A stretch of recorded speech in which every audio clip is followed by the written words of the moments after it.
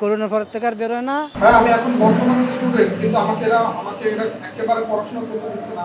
জিনিসটা কি আঙ্কেল, আমরা ভয় পাই। কি ভয় পাও?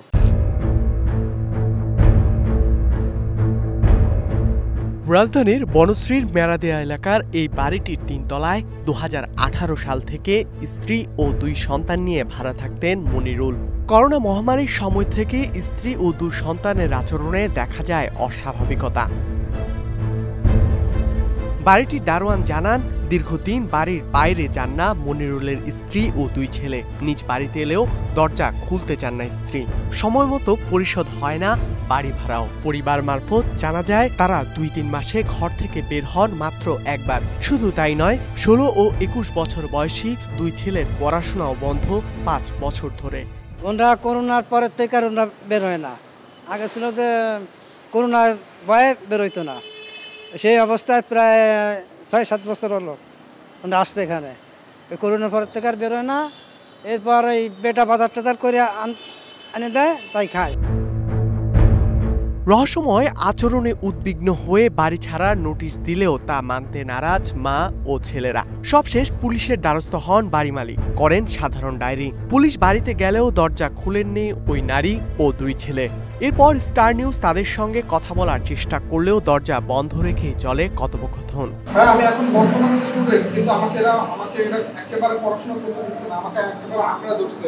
স্বামীর বিরুদ্ধে নানা অভিযোগ করেন স্ত্রী, বলেন বের হলেই রয়েছে হত্যার আশঙ্কা। আমরা পিছন থেকে দরজা চেপে ধরে রাখছি, তারপরও কোনো কথা শুনে না।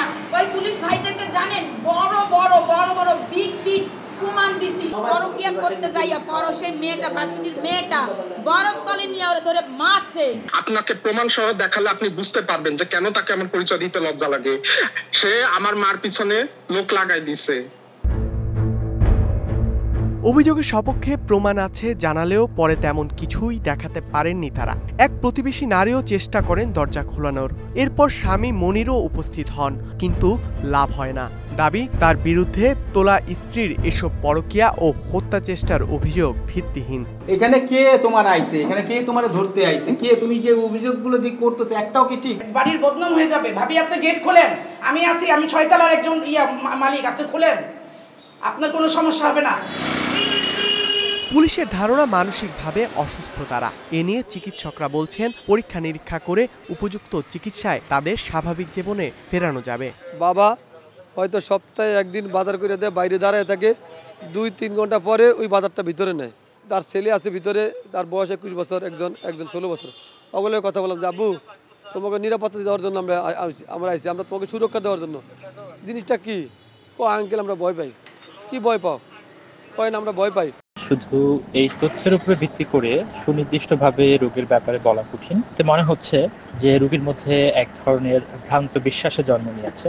রোগী তার কাছের মানুষকে সন্দেহ করছে। কোনো একটা রোগীর যদি ডিলিউশন তৈরি হয় এবং সেই রোগীর সাথে একবারে ক্লোজ কন্ট্যাক্টে যারা থাকে, যেমন হাজব্যান্ড অথবা ছেলে বা মেয়ে, তাদের মধ্যেও এই বিশ্বাসটা, ভ্রান্ত বিশ্বাসটা ধীরে ধীরে তাদের মধ্যে চলে যেতে পারে।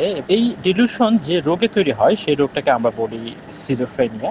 আবার শুধুমাত্র ডিলিউশনে একটা রোগ তৈরি হতে পারে, সেটাকে আমরা ডিলিউশনাল ডিসঅর্ডার বলি। এই ধরনের রোগীরা একটা পর্যায়ে যে সবকিছু থেকে নিজেদেরকে বিচ্ছিন্ন করে ফেলতে পারে। যেমন তারা বাইরে বের না হতে পারে, তারা সবসময় ঘরে আবদ্ধ থাকতে পারে, তারা সবসময় ঘরে দরজা জানলা লাগিয়ে রাখতে পারে। দ্রুত তাদের চিকিৎসকের শরণাপন্ন হওয়ার পরামর্শ বিশেষজ্ঞদের। ধ্রুব ইকরামুল, স্টার নিউজ, ঢাকা।